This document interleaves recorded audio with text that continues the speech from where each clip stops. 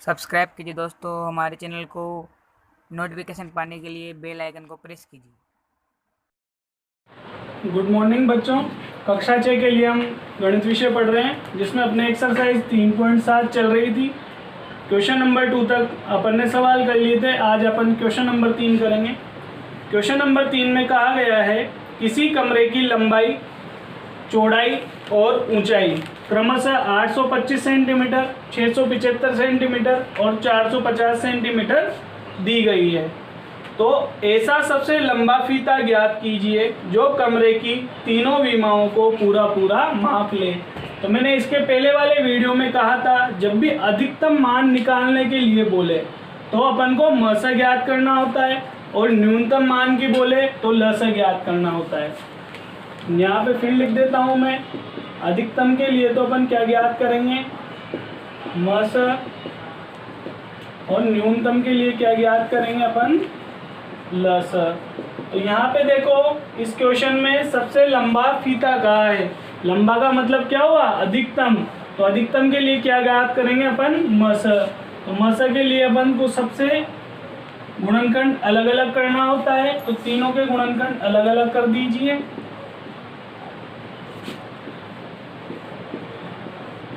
अब देखो, इसमें पीछे 5 आ रहा है, तो सबसे पहले तो इसमें 3 का भाग जाएगा। तो 3 का भाग लगा दीजिए। विभाज्यता के नियम से संख्याओं के अंकों का योग कर लो। 8 और 2 10 और 5 15 हो रहा है। तो 15 में 3 का भाग जाता है तो संख्या में भी जाएगा। तो देखो, 2 तिया 6 बचा 2, 7 तिया 21, 5 तिया 15। अब देखो, 3 का भाग जा रहा है क्या, नहीं जा रहा। 7 और 2 9, 9 और 5 14 हो रहा है। 14 में 3 का भाग नहीं जाता, तो इसमें फिर किसका जाएगा, 5 का भाग जाएगा। 5 पंजे 25, फिर 5 पंजे 25, फिर 55 में 5 का भाग जाएगा। 1 पंजे 5, 1 पंजे 5, फिर 11 में किसका जाएगा, 11 का जाएगा एक बार। तो इसके गुणनखंड कर लिए अपन ने, इसके कर लीजिए। अब देखो, इसमें स्टार्टिंग में 3 का भाग जाएगा। 2 तिया 6, 2 तिया 6, 5 तिया 15, 225 आ गया। 225 में भी 3 का भाग जा रहा है। तो देखो, 7 तिया 21, 5 तिया 15। 75 में भी 3 का भाग जा रहा है 25 बार। 25 में 5 का जाएगा 5 बार, और 5 में 5 का एक बार। तो इसके भी गुणनखंड हो गए। अब 450 के कर लीजिए। 450 में 3 का भाग जा रहा है, 1 तिया 3, 5 तिया 15, पीछे 0। फिर देखो, इसमें भी 3 का जा रहा है, 5 तिया 15। अब 50 में किसका जाएगा, 5 का जाएगा। कितनी बार, 50 में 2 का जाएगा, 2 का लगा दो 25 बार। 25 में किसका जाएगा, 5 का 5 बार, फिर 5 का एक बार। लगा दिए भाग अपन ने यहाँ पे। अब इसके बाद देखो, आप सबके गुणनखंड कर लिए, तो सभी संख्याओं के सामने उनके गुणनखंड लिख दीजिए। 825, 675, 450। 825 के गुणनखंड है 3 गुणा 5 गुणा 5 गुणा 11।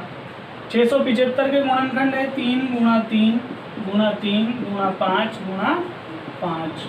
ठीक है।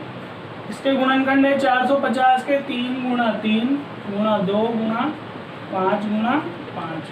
अब यहाँ पे देखो, अपन को निकालना क्या था, म से। भाई, अधिकतम मान पूछा है उसने, सबसे लंबे फीते का मान पूछा है, तो उसके लिए अपन को म से निकालना है। म से में अपन क्या करते थे, जो भी गुणनखंड समान मिलते हैं उन्हें लिख देते थे। तो देखो, 3 यहाँ भी है, यहाँ भी है, यहाँ भी है। तो एक तो क्या हो गया, 3। 3 के बाद देखो 5 है यहाँ पे, 5 यहाँ भी है, यहाँ भी है, यहाँ भी है। तो ये 5 5 5, तो गुणा 5। फिर 5 के बाद एक और 5 है, यहाँ पे देखो 5 यहाँ भी है, यहाँ भी है, यहाँ भी है। तीनों जगह मिल गया 5 5, तो ये एक और 5 लिख दिया। इसके अलावा कुछ मिल रहा है क्या, और कुछ नहीं मिल रहा, तो इनको गुणा कर दीजिए। 5 दिया 15, 15 को 5 से किया तो कितना हो गया, 75। तो म से क्या आ गया, 75। तो अपन यहाँ पे क्या लिख देंगे, अतः सबसे लंबा फीता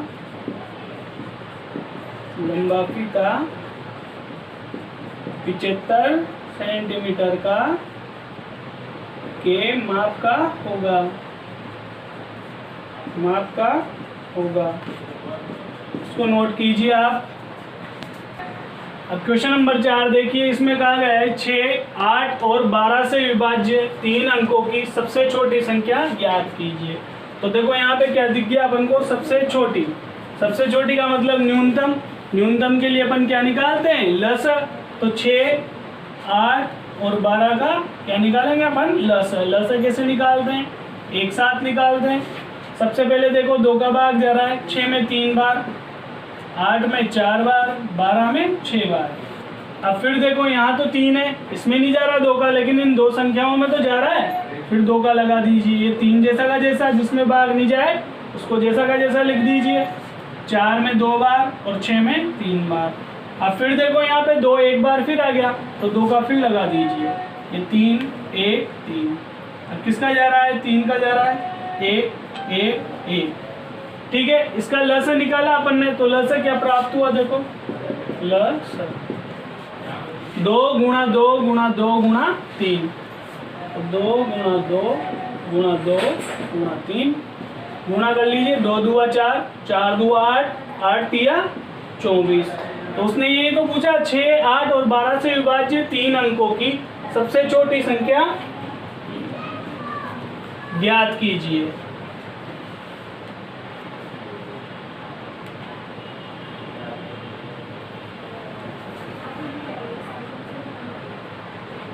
तो यहाँ पे लसर 24 आया,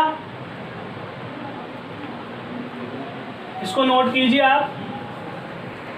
तो यहाँ पे इसका लसर 24 आ गया है, लेकिन यहाँ पे कहा गया है 6, 8 और 12 से विभाज्य 3 अंकों की, लेकिन यहाँ लसर 2 अंक आ रहा है, संख्या है 3 अंकों की। तो सबसे पहले लिखो 3 अंकों की सबसे छोटी संख्या। सबसे छोटी पूछा उसने, तो सबसे छोटी संख्या क्या होती है 3 अंकों की, 100 होती है। अब देखो उसने पूछा है 6, 8 और 12 का भाग भी जाना चाहिए, लेकिन 100 ऐसी संख्या नहीं है जिसमें 6, 8 और 12 का भाग जाए। अब अपन ने जो लसर निकाला है, इस लसर का अपन 100 में भाग लगा के देखें। तो यहाँ पे देखो आप 100 में भाग लगाओ इस लसर का, 4 बार जाएगा, 4 24 चिन्ह में होता है, बचेगा 4। तो यहाँ पे देखो भाग गया 4 बार और शेषफल आया 4। तो यहाँ पे देखो 24 का भाग 100 में लगाने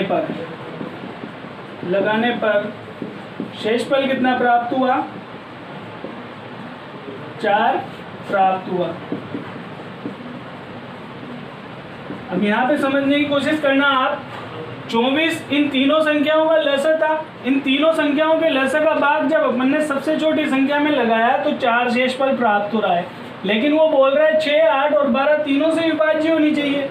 तीनों से विभाज्य कब होगी, जब यहाँ पे शेषफल क्या आ जाए, शून्य आ जाए। तो शेषफल शून्य लाने के लिए 3 अंकों की संख्या में अपन क्या करेंगे, देखो सबसे छोटी संख्या तो 100 है ही सही। शेषफल अपन को कितना लाना है, 100 में अपन 24 का भाग लगा रहे हैं, तो शेषफल 4 बच रहा है। तो ये प्लस 24 में से कितना घटा दो, 4 घटा दो।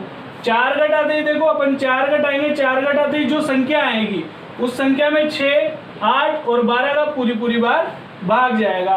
तो देखो ये 100 प्लस 24 में से 4 गए तो 20 बचा, और 100 में 20 जोड़ा तो कितना हो गया, 120 हो गया।